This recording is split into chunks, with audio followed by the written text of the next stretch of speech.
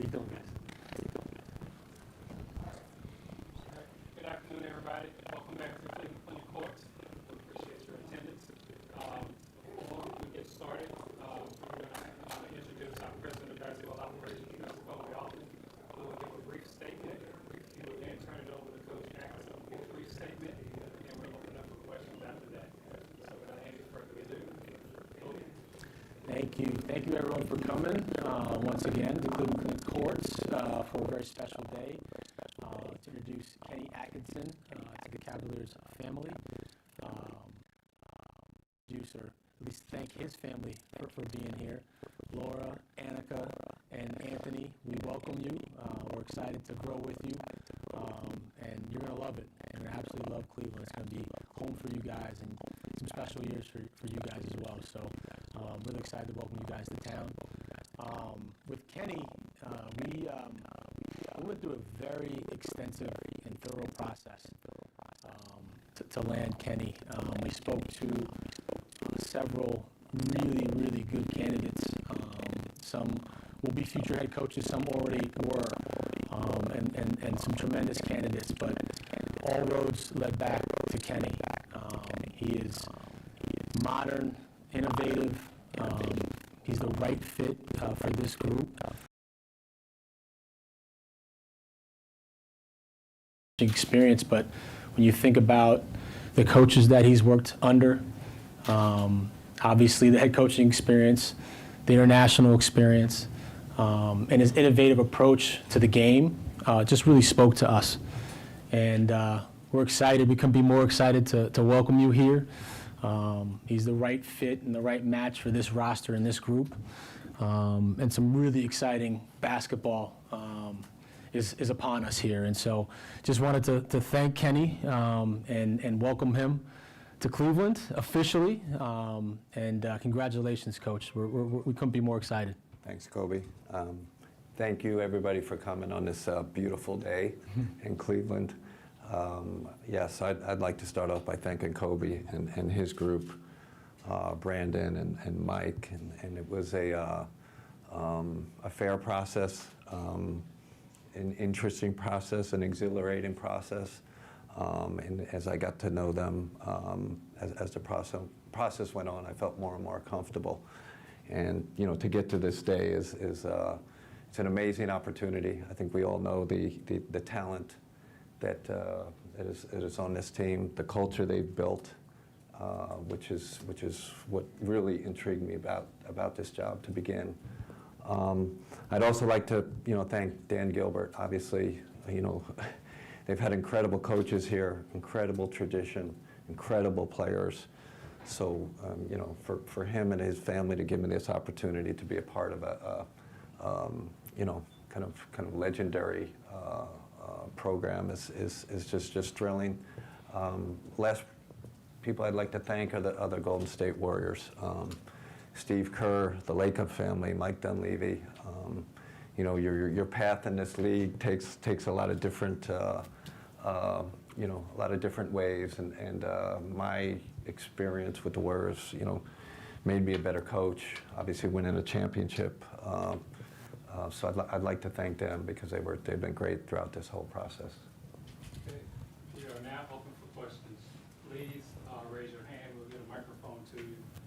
Give us your name and your outlet so Coach can have a chance to put a face with the name. Sharon has microphones on this side. Sam has microphones on this side. First question, Tom. Hi, Kenny. Tom Withers, Associated Press. Hi, Tom. So what did you and Donovan Mitchell talk about this week? We had a great sit down. We also have a little bit the East Coast similar backgrounds. We didn't grow up far from each other really, if you think about it. So right off the bat, felt a great connection. Talked about more personal stuff, family, his family, my family. So it was really like a great get to know you session. I'm a South Shore of Long Island guy. No way. Yeah, there you go. What town? West Islip. All right, that's not far at all. Yeah. Typically, when a coach takes over, it's a rebuild. It's coming off of a losing season. You're inheriting a solid roster here. How different is that for you as a coach to kind of take on this kind of a project now? It's the next challenge. That's, when you talk about your evolution as a coach, I had the Brooklyn situation, and the good thing, like Koby said, I do have experience as an assistant, and I think of our Atlanta Hawks team, that was kind of get to the next level. So I've seen that model, but this is different. This is like I stated in the beginning. This is a fantastic roster, and the culture they built here is in place. And like I told Koby when I interviewed, I said I'm just coming here to give it a little more of a push. There's so many things, great things in place. So excited about it. Chris. Chris Fedor, Cleveland.com. Hey, Kenny. Welcome Hey, to Chris. Cleveland. What is your ultimate vision for a Kenny Atkinson team? I think first thing, and when you first get to a team, it's really get to know your players, like establish the relationships. And I know Koby and I are before we talk about tactics and what style of play, but it's really that, and because I really believe that's it's a big part of player development is first establishing the relationships. I'm going full in on that. Going to see Donovan and going out there and seeing some of the guys, that was our first task. So that's the first part of it. And then as I get to know them better as players, I'm going to, me and my staff are going to figure out what fits best. And there's a lot of good things in place. There's some really great basketball. There's a great basketball identity in place, a great defensive identity. So we're going to have to figure out where are we winning on the margins. What are the margins? Where can we get better?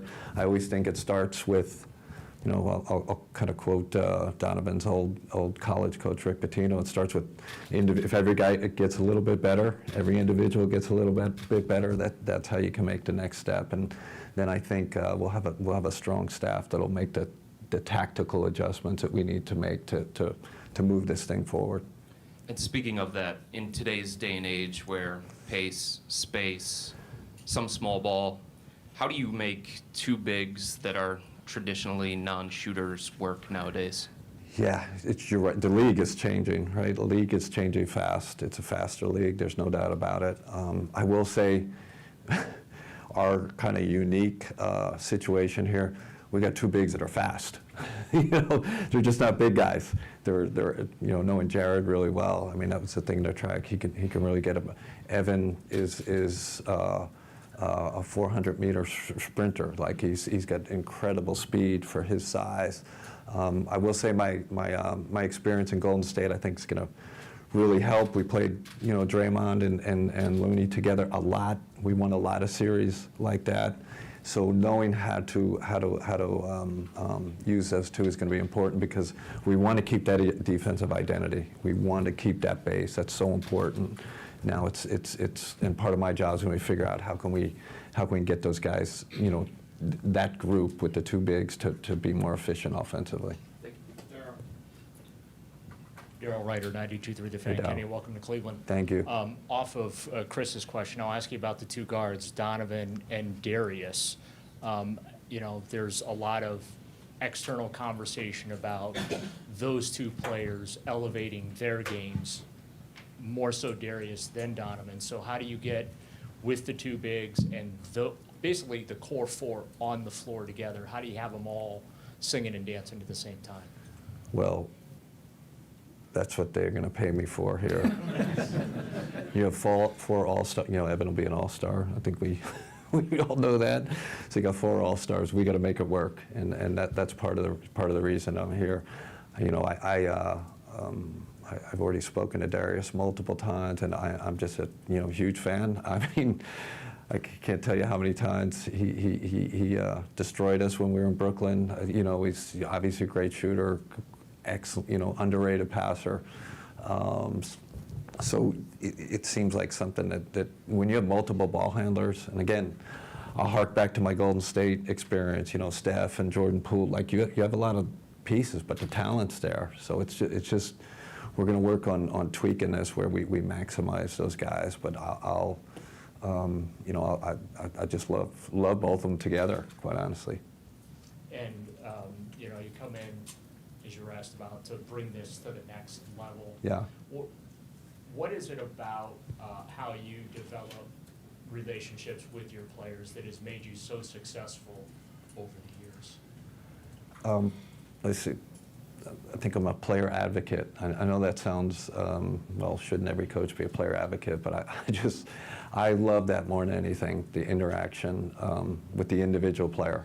I love to, obviously you got to form a team and chemistry, but getting that bond with an individual player and then seeing them grow. I think that's why, at the end of the day, that's why we're in this. Sure, love, yes, championships, love it, team success, great, but seeing and I think players feel that, like, I want you to get that next contract. I want you to get paid.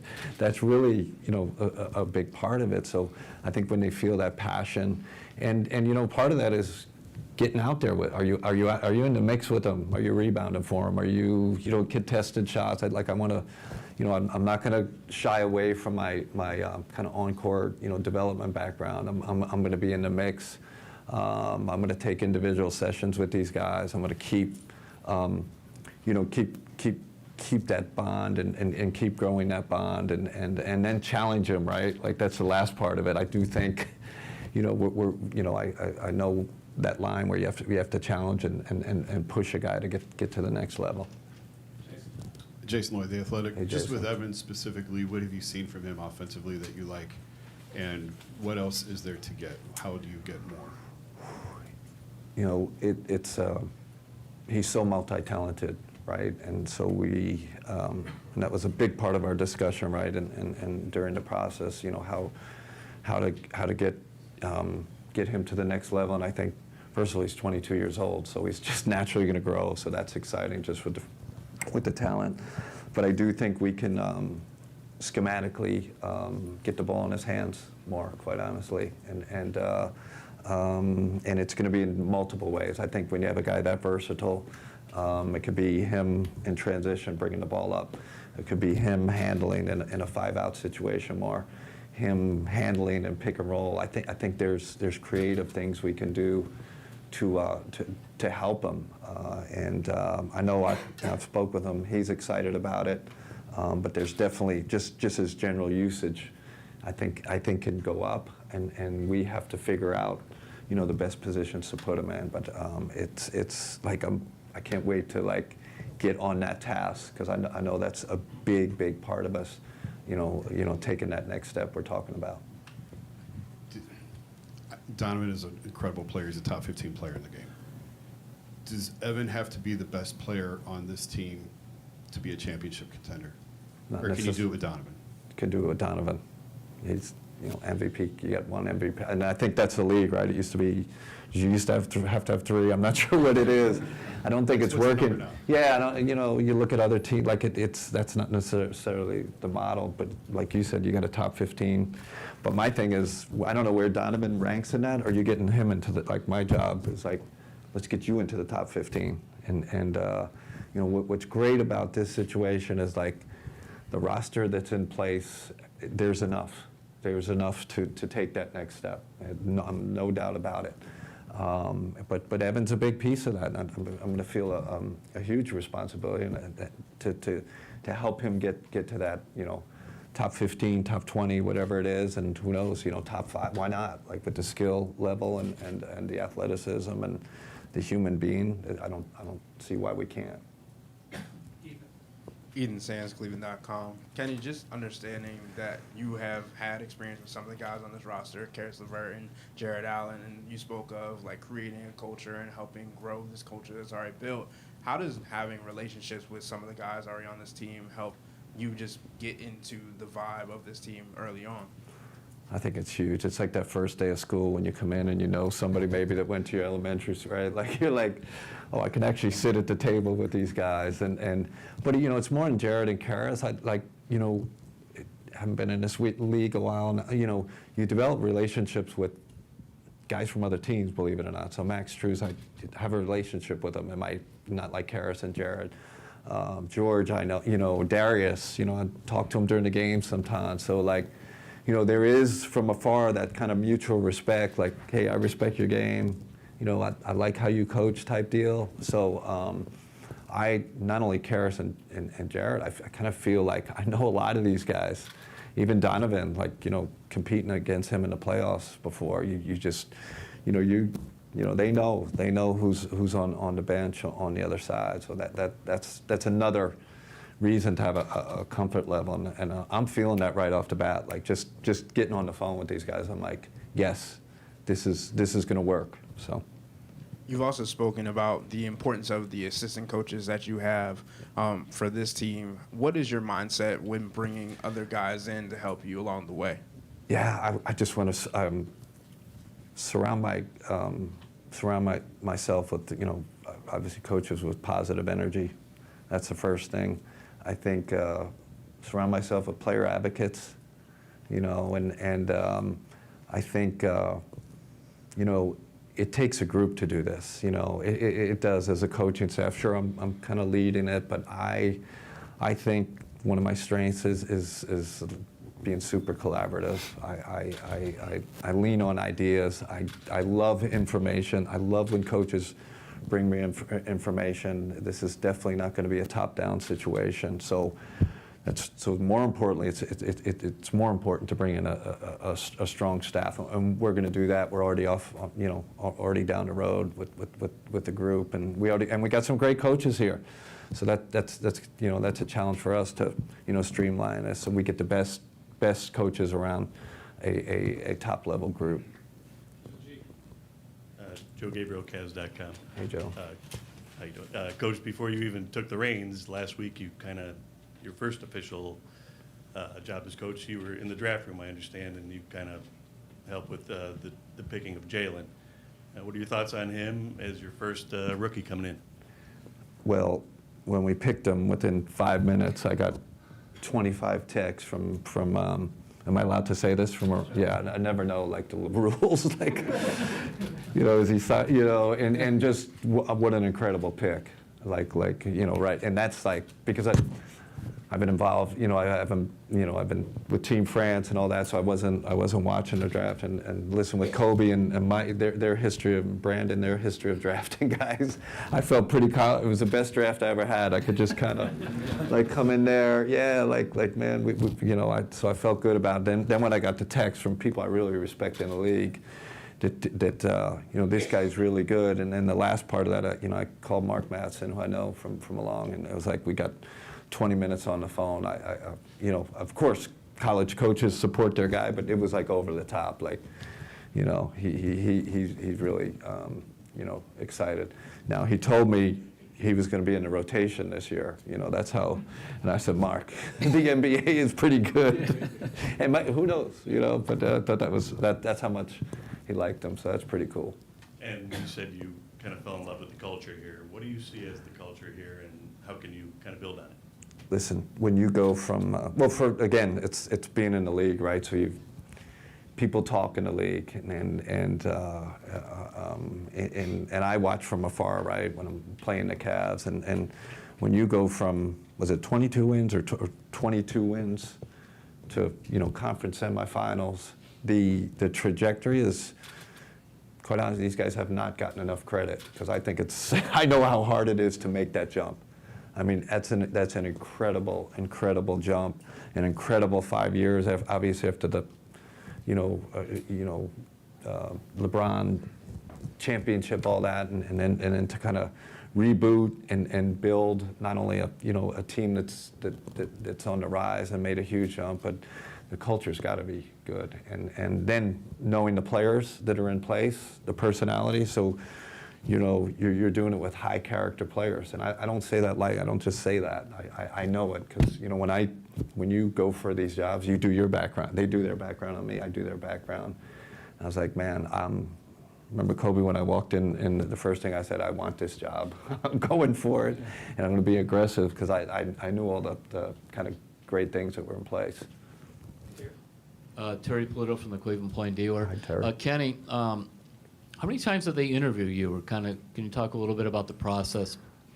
Yeah, I think, there were phone interviews to kind of get to know you interviews, Zoom, couple of Zooms, and then in person, a long in-person situation. So we spent a lot of time together. Is that like over almost a month or a period or something? What's the time frame on I think that? we had about the month process. Yeah. Pretty much. I mean, that Sunday before the Monday where we made him the offer. That's the day I called Dan and said, Kenny this is the candidate we want to move forward with, and Dan gave the blessing and was like, go make your hire. It was interesting because he's actually coaching right now for Olympic national team with France. And I spoke to his agent. I said, I'm going to try to call him now to offer him the job. Will I be able to get him? He was in practice, probably rebounding for Victor Wembanyama. And so I called him, and I was worried he was going to ring out. I got to like 5 rings. I'm like, I'm trying to offer him a job. He grabs it, and I could tell he's kind of like fumbling around. He gets out the gym, and I said, Coach, are you in practice? He said, yeah, I'm in practice. I said, I was worried I was going to get you. And he said, no, I was going to take this one. So that was kind of the process. But no, he grabbed it all the way from Paris. We had a great conversation. We offered him the job that Monday. And then he got to town, to your question, on Wednesday, the day of the draft. And he's been with us ever since, and I think he's going to have to head back out because he wants to finish the job with France, even though I'm still USA Basketball, but But no, it's totally on brand for me to call him, and he's in the middle of a practice, right? That's Kenny. Koby, just what are maybe a couple things that really stood out from him compared, not to put down the other candidates, but you had to pick one, and there had to be a couple reasons behind it, and also a couple things about him that take this team where JB had it now and make it better. What does he bring that's going to make that happen? I mean, we talked about the experience level, Terry. We talked about his head coaching experience, what he learned there, how he created a program really from nothing, from scratch. I mean, that Brooklyn program, and give Sean Marks a lot of credit for what he did with very limited assets to make the coaching hire he made and develop the talent that they did to get to a playoffs was pretty remarkable. I don't think he gets enough credit for the job he did in Brooklyn. And then his stops along the way with really high-level, respected Hall of Fame level coaches. His yearn to learn, he sought out these different opportunities to grow. He's super curious, and he sort of fits how we're driving this thing. How do we continue to get better? He's innovative.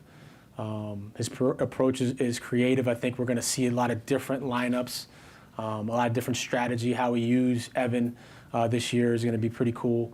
I love the relationship piece that he has with guys. I think, when we started out, we talked about the 22 wins 5 years ago. Our whole foundation was going to be built on player development. And even though we made a conference semis and we've won 99 games the last 2 years, that's all well and good, but we don't want to lose focus on that. And at his core, that's who he is. He wants to be on the floor with guys. He wants that sweat equity with guys. And when you have an Evan Mobley who's 23 and a Darius Garland who's 24, they have not reached their potential yet at all, right? They've not peaked yet at all. And so when you have a coach that's fastball as player development, and you do your research around the game, and that's all they say, the best player development coach you can possibly find, that gives me solace to know that that program that we have is going to be the best in the world, and we're going to continue to get guys better. Even the Donovan Mitchells of the world, right? The idea that we can't improve him with Kenny is asinine. We're going to be able to improve, and guys are going to continue to have the best years of their career in Cleveland. And so when you have that foundation, that root, that really spoke to us, along with all the experience that I talked about as well. Nate Aldrich, Akron Beacon Journal. Hey, Kenny, speaking of Brooklyn, which Koby just touched on, what are some of the main lessons that you took from that experience that you apply now, having a previous head coaching job?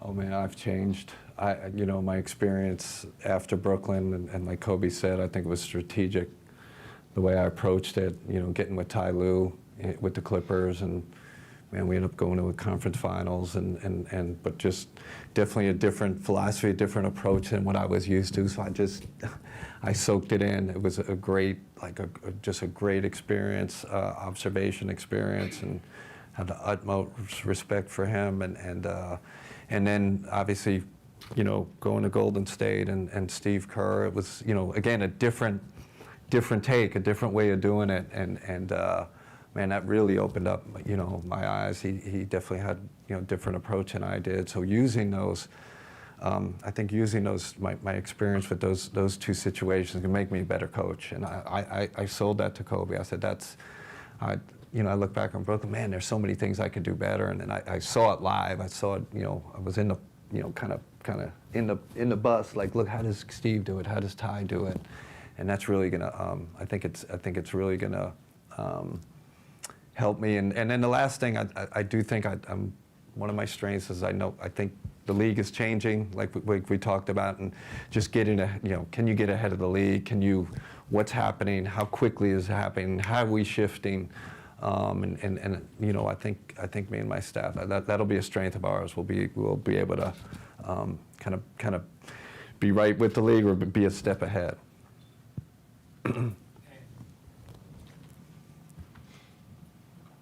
Hi, Kenny. Danny Cunningham, Cleveland Hi, Danny. Magazine. With Evan, you touched upon earlier how much more growth there can be. How much do you think he can get better just by amping the pace a little bit offensively? Yeah, it's a big part of it. And I'm not going to give you the specific tactics, and he's generally got to have the ball in his hands more, but also the transition piece is a big part of that. I have a lot of experience with watching forwards, strong, power forwards and centers, bringing the ball in transition. So I think it's a strength of his, how he runs the court. So that's something that I think that's one of the shifts you'll see. You'll see him more in transition with the ball, and then without the ball, he kind of knows the places he's running where we can get him the ball. And then for you, over the last several years, there have been a number of opportunities where your name's popped up. What made this the right time for you to be a head coach again? Oh, man, I just pinch how lucky I am, right? Like, not to disparage any other program or any other experience I was involved in, but I kind of knew vision-wise, like watching what Koby and his group has done and how they've taken off here, and again, knowing a lot of the players that are here, I'm just extremely lucky that kind of the time and place of all this happening. I know what a great opportunity is. So very lucky. It was lucky. Hi, Kenny. Sam Amico, Hoops Wire. Is your staff? Have you got your staff together? And the other question is, what is that process like in terms of hiring assistants? How do you go about that? Yeah, I think we are working on it together. Koby and the front office and me, and I think, again, how I work, it's a collaborative effort. We're going to try to bring the strongest staff around these guys. I think it's tricky, right? I think it is. There's a lot of moving pieces. So there's a lot of talented people, a lot of talented staff out there. So we're in the process of getting that together. Hey, Kenny. Hey, Jim. Jimmy Watkins, Cleveland.com. We've talked a lot about your player development background. Koby called it your fastball, and it seems like sometimes coaches with that background get labeled as more fit for young teams. Yeah. Why do you think that perception exists, and how do you think your player development background can accentuate the veterans on this team? Well, we're young, so it does kind of fit. We're still, that's incredible, right? Like, kind of Warriors, we're that guys mid-30. We're a young team, but again.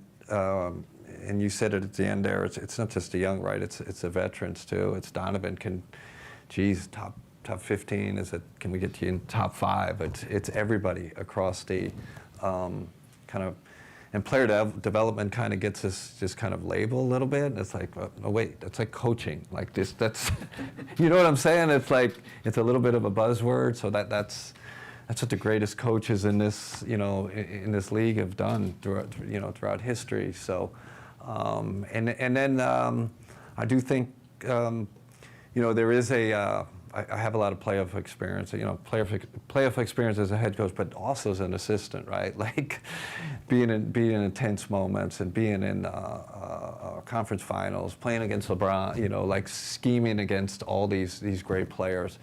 So I think the tactics part, and again, with the strong staff around me, like I think we're going to nail that. I think I kind of relish that. I think that's an area that I really enjoy. I mean, that's a big reason to come in here, to play in those games and to make those decisions that are going to get us to the next level.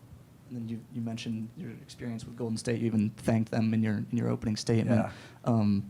How are you different as a coach after going through that experience on Steve's staff? Yeah, I mean, it starts with Steve Kerr, right? Like, I just think he's 9 championships, right? So, he had the player, he could talk about the, Chicago Bulls experiences, his experience in Cleveland. He said he used to chase around Mark Price like crazy. Like, Mark used to just kill him in practice all the time. He's got this incredible background, and obviously Phil Jackson, all the great coaches, he's got that. And then obviously the Golden State experience, going from the kind of the media to that whole evolution, and then just watching how he dealt with superstars, right, like Steph and Draymond and Clay, and what that all looked like. What did that look like on a daily? What did it look like when you had to make the big decisions in the room, in a playoff series, in a finals against the Celtics, whatever it could be. So just, I just think, here I am just getting all this wealth, it was a wealth of information. It's like getting an MBA, it's like getting your, doctorate in basketball, where maybe I was just, an undergraduate, that's kind of the stark difference when you see, like Kobe, you're talking about Hall of Fame coaches, Ty and Steve. It's just unbelievable experience. Spencer Davies, Cavs Insider. Kenny, you've talked about the core four quite a bit.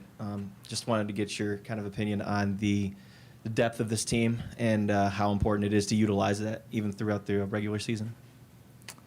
You just depth. I just excite. Yeah, the depth is when you look across the league, there's not many teams with the depth that we have, and I've always been a big believer is you have to develop your bench.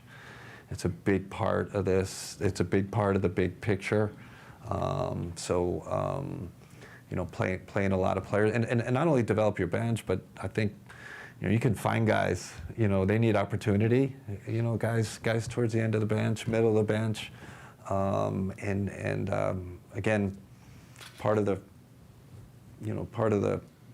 thing I sold to Koby and the group was, I've done that. I think my third year in Brooklyn, I don't think anybody played more than 30 minutes a game. We spread the wealth, and I think we found players that way, and you can still win that way. Now, am I sitting here saying Donovan Mitchell's going to play 25 minutes a game?